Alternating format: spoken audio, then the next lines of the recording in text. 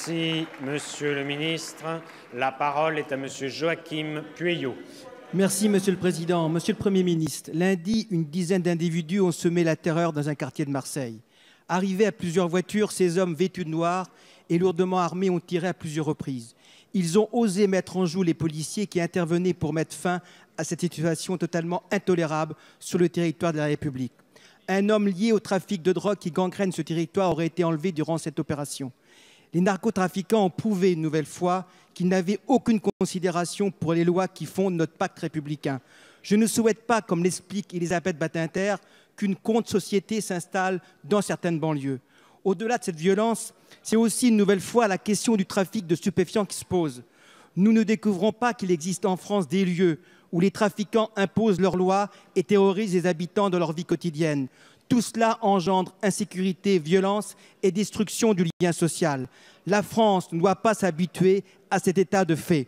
Dans ces conditions, ne faut-il pas repenser nos politiques envers les drogues? La simple prohibition ne nous conduit-elle pas dans l'impasse dans laquelle nous sommes aujourd'hui? Il est temps de lancer un grand débat sur cette question de société. Nous devons également rappeler notre devoir envers les habitants de ces quartiers. Ils ne peuvent continuer à vivre dans des zones de non-droit où la sécurité n'est pas garantie.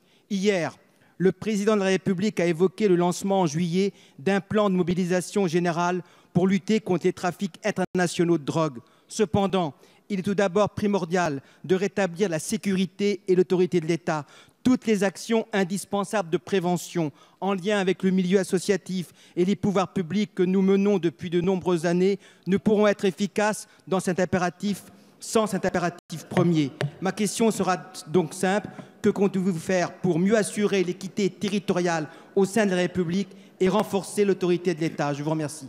Merci, Monsieur le député. La parole est à Monsieur Gérard Collomb, ministre d'État, ministre de l'Intérieur.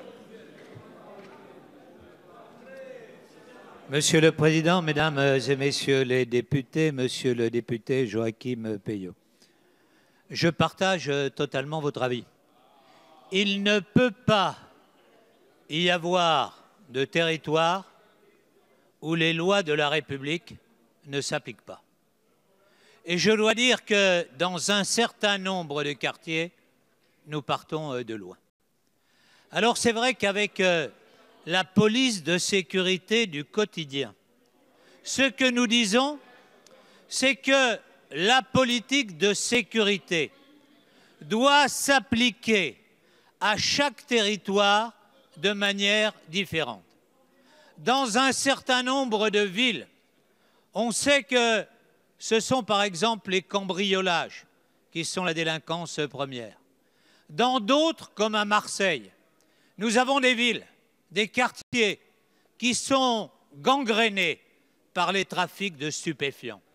Alors oui, comme l'a dit le président de la République, sur ces villes, sur ces quartiers, nous allons mettre tous les moyens de manière à pouvoir faire des enquêtes, à remonter les filières, à commencer par le haut pour faire tomber les chefs des trafics, mais en descendant aussi vers le bas. Et vous savez par exemple que dans la réforme de la procédure pénale, nous sera permis la forfaitisation des petits actes de délinquance de manière à ce qu'à la première défaillance, il y ait déjà une sanction, une punition et donc un exemple. C'est comme cela que nous réduirons les trafics de stupéfiants en France. Merci, Monsieur le ministre.